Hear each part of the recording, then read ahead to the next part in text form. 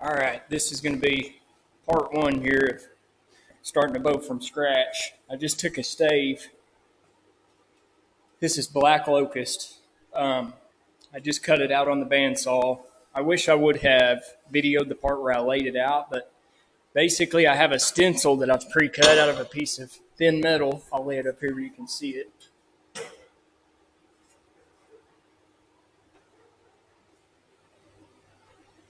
So that is the stencil I use. It's 70 inches long. I usually don't make any bows longer than that, but that's what I use, and I will put it on a stave. I'll find the best spot, and I'll basically trace it out, and I will cut it along the lines of my stencil there. But what I'm doing now is I've already chased a ring on this, but now that I've got it cut out, I'm going to go ahead and go down to the next ring, just because whenever I took the bark off of this and chased a ring, when I cut it, I tend to do that in a hurry just to get it over here in my seasoning pile. So I'm going to go ahead and chase this ring down and get it down to a ring, get this all cleaned up, and get it all on one ring. So see if I can set this tripod here where it can catch most of what I'm doing. A lot of wood, you don't have to do this. So this is kind of give you an example here. All of these lines, I don't know if the resolution in this camera picks them up or not, but if you can see the lines in this, these all represent a growth ring. You can see them in this knot really well. Those are each a growth ring, and what chasing a ring means is getting the back of this bow all on one solid ring. So like right here, you can see all of these rings. Chasing a ring means the entire back of the bow. If we're using that ring, for example, you want the thick part of it. The white part of it is just punky wood, or they call it early wood. We want the late wood. So you can see at the top, I'm already on a ring, and it is a pretty good ring, but the next one below it, right there where my fingernail's at, is where I will be whenever I get finished with this, and it will be that ring all the way across it. So that's what I'm doing today. This is one of the most important parts of making a bow. It gives it a lot more integrity. So there we go. I'm using a draw knife for this. I've seen people online do it with a machete or a knife. It makes it a lot easier if you do it with a draw knife, in my opinion. From the top side, I forgot to show this. So from the top side, this is what it looks like. That's the ring on top, and this part right here, that little cutout right there, and then all back here, that's the next ring below. This is going to be the ring that we want. So I will follow that. I'm already here. I don't need to do anything here. This is as far as I've made it. I'll just take my draw knife and go right underneath this layer, and it will peel back almost like an onion. And whenever it's dry, it will come right off. And the more experience I've gotten doing this, I can do it way quicker now than I could when I first started. You don't want to go through the ring. If you go through the ring, you got to start all over and go down to the next one. You have to be on one ring. So, and I'm not an expert on black locust, so don't let me lie to you and tell you that you have to do that on black locust. But I know on Osage, you almost have to be on a ring unless you put rawhide backing, sinew backing, or some sort of backing like bamboo, anything that's going to be on top of it that is not going to let it. When that bow flexes and it's not all on one ring, it can relatively, when you flex the bow and draw it, the rings can separate, just like a broken stick. They break in fibers. So you want to keep from doing that. So that's why we do this.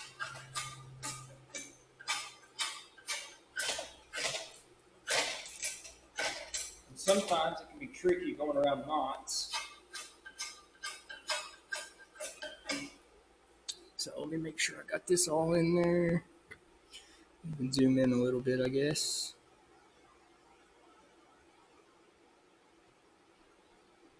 That should work. It's also important to have good lighting. If you have good lighting, shining down, it's a lot easier to see the ring you're working on.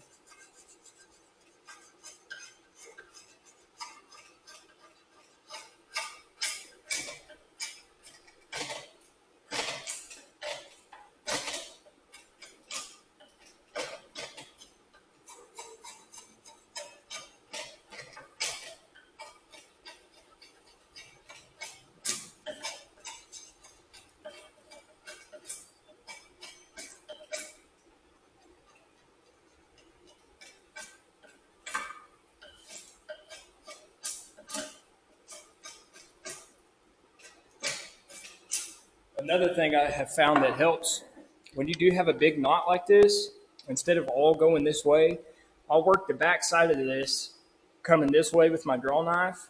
And then once I make it about to the crest of where I'm at, I'll come from this side. And on this side, I will work it up this way. And this knot may not even be in this bow. The layout of that bow comes right down the inside of it, but I went ahead and cut around the outside of it just in case. Sometimes these knots will grow that way. Sometimes they grow straight down. Sometimes they grow outward. So I really don't know where the end of that knot comes out. So until then, I just left it in there. Sometimes you can just go around it and leave the bow like that.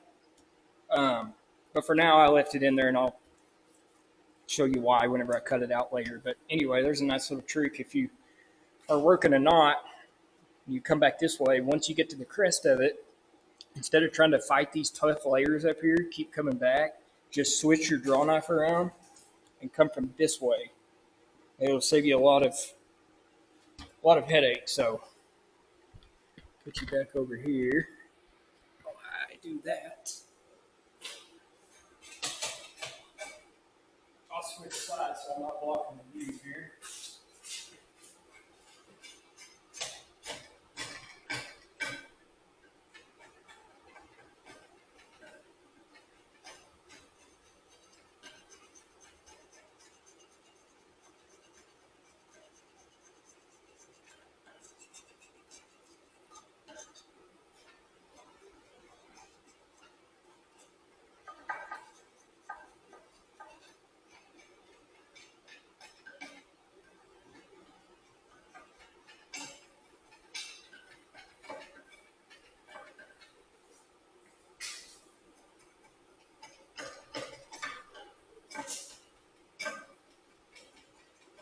That is a pesky knot, too. That's a big one.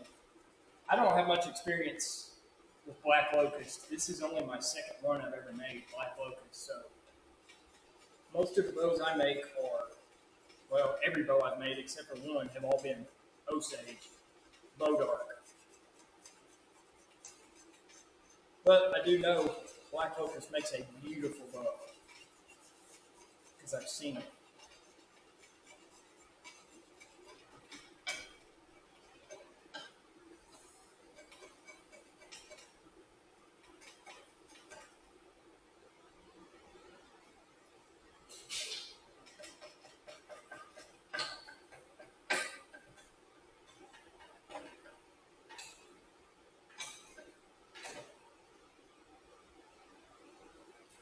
What I'm going to do is go ahead,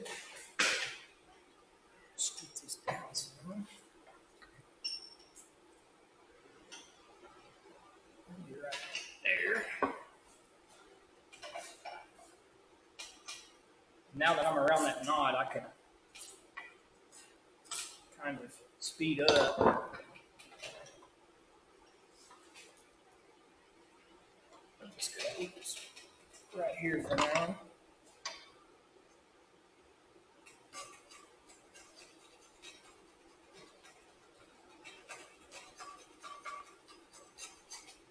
I probably do this backwards. So some people, what's going on here? Some people will start from this end and find their ring down here, and they will go this way, pulling back, and I guess that's where the terminology chasing a ring comes from. I do it the opposite. I feel like it's easier to find a ring back here and get the draw knife underneath it and come backwards. It might not be the right way to do it. I don't know, but I mean, I'm sitting here talking and jabbering, and I've already made it 18 inches. So, in my opinion, that's easier, but I'm not a professional, so don't take my advice.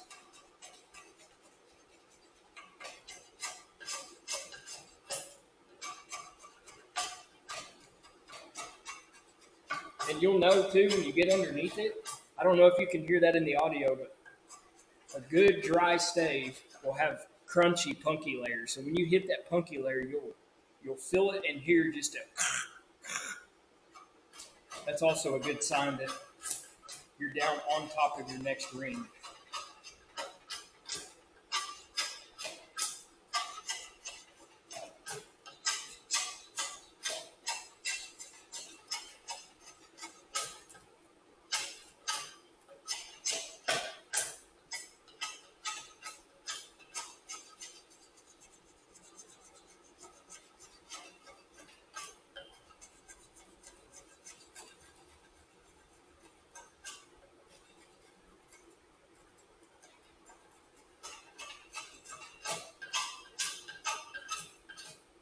So I've already made it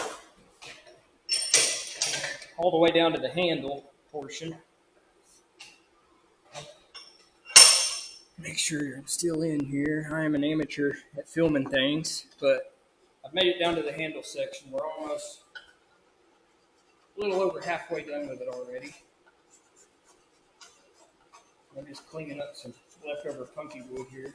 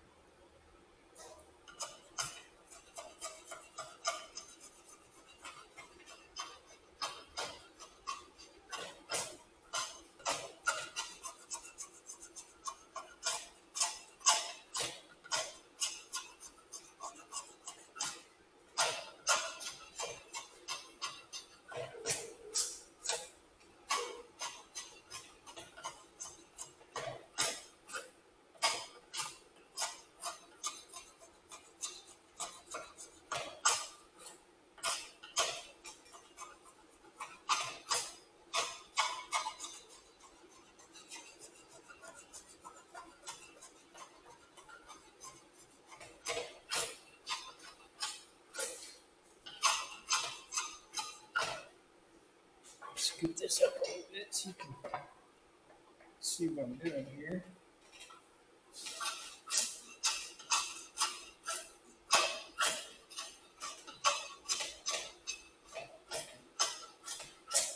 A lot of people will do this on a shaving horse. When I first started building bows, I did a lot of it on a shaving horse that my dad made me. And then I got this one given to me by a really good friend of mine. I call him my mentor. He's the one that got me started in this. But that is what I use for my tillering projects. And once I get this portion done, I will move over here, and that's where I will start removing wood from the belly of it. So anyways, I anchored this 8-inch clamp into my concrete here, and this, in my opinion, is the best way to chase a ring. This will hurt your back because you're bending over, kind of like riding a motorcycle and pulling, chasing a ring, and I'm not very old, and it even hurt my back. So if you have a vise laying around, or even if you put one on a bench like this, it would work, as long as you have enough room that way to put your stave. Anything will work. I mean, I've seen people take a C-clamp like this and C-clamp them to a post or a fence post or whatever. Anything can make it work. My first bow that I ever made, I made it in my shop, and I had 2 C-clamps. I don't even know where they're at, but I had 2 C-clamps that I just clamped it to a table, and that's how I did mine. Now I'm fortunate enough I've been doing it long enough, I've acquired enough tools to do it. So, but if if you have a little bit of ingenuity in your bangs, you can definitely make it work for sure.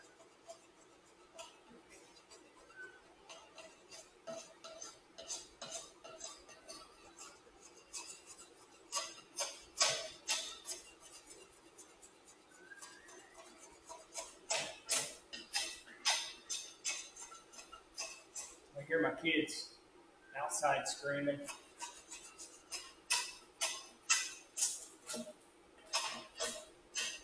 Uh-oh.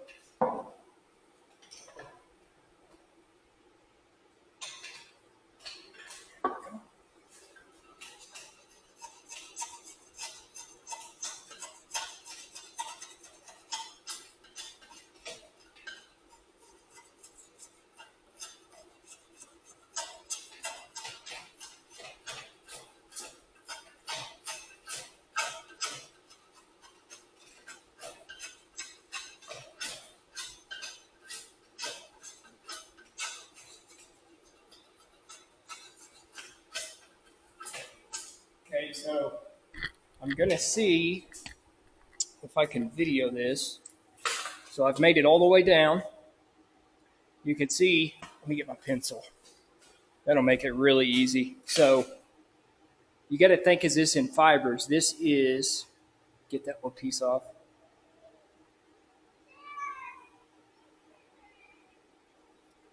That is what we want to remove, this part right here. I'll try to do it one-handed. I might be able to do it. Let's see if I can.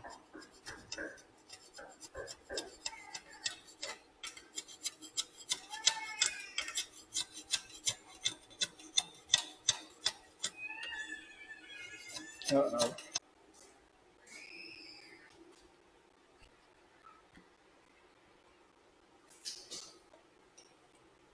So now what I will do,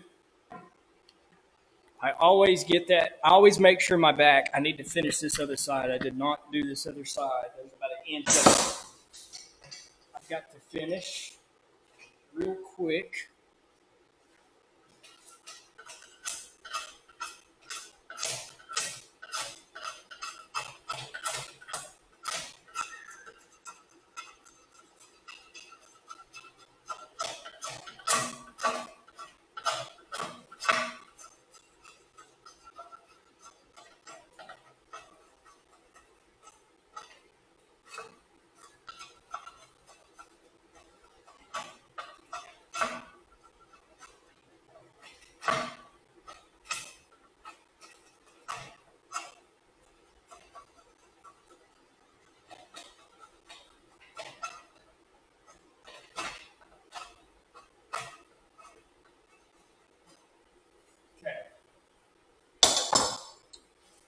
So now,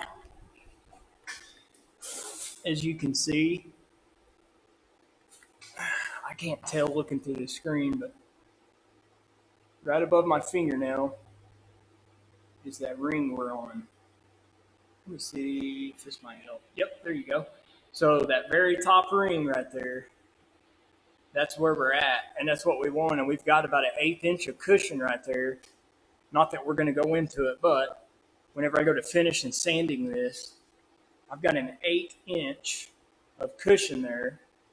And that 1/8 inch really doesn't matter, but if you have any crowning issues, anything like that, humps in there, or little tear outs like this, try not to go down into that cushion.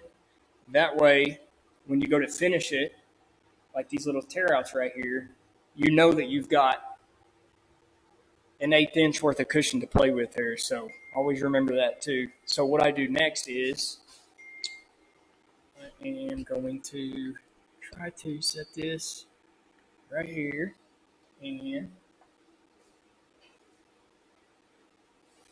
I take my pencil, make sure I got this in video here. So this is the back. That's the back we just, sorry. This is the back we just chased the ring on. This will be the belly, and these are the sides. So I'm going to put a little mark on the back just for the viewer's reference, so you know where we're at. Back, belly, and the sides. What I do is, I'm backwards here, but I come down about 1 inch, and I use my fingers as a guide, and I scribe a line like this all the way down the length of the bow until I get to the handle. This is the handle section. You can see the fades. I take my inch, and I come down, and once I hit my fade right there, I will go down. I'll make a mark. And this is going to be way overkill on my handle section. That's probably 2 3/4 inches. So it's a little over, it's 2 1/4 inches, which is way too much for a handle. But you can always take wood off. You can't put wood on. So I'm going to take my line. I know it's out of view here, maybe not.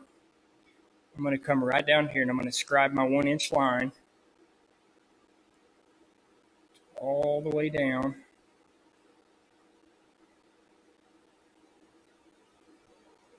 Like so. And that will be the thickness of my bow that I start out at. You don't have to do this part. If you don't have a bandsaw, you just take a draw knife or a hatchet or whatever and just go to working on it. But it is still good to mark that line. That way, whenever you go to removing all this wood that you don't need, you know you have a good stopping point right there. Now, our bow's probably only going to finish out about that thick, but you can always take wood off. You can't put wood on. So I learned that the hard way. I'm still learning that the hard way. Still to this day, I've made about 35 bows or so. I've probably broke 20 of them. So I'm going to continue scribing my line here. I'm going to come off this one. I'm going to come off the bottom and go up to my fade to about 1 inch. And then I'm going to come down.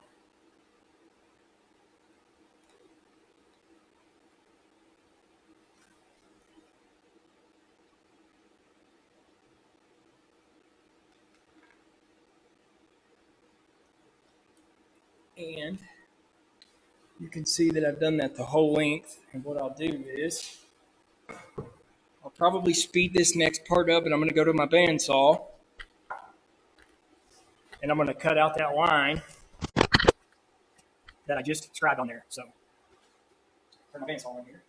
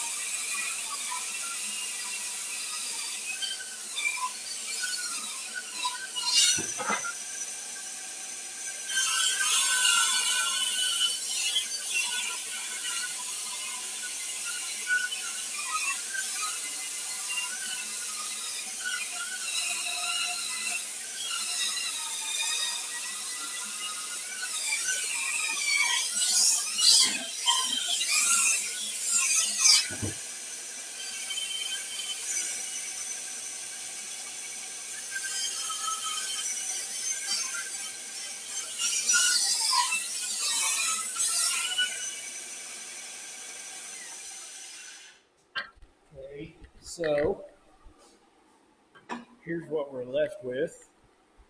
I'll see if I can get it propped up there sideways. Yeah, perfect. So, actually, let me put this over on my garage door and you can see it very well. If I can get it to stay.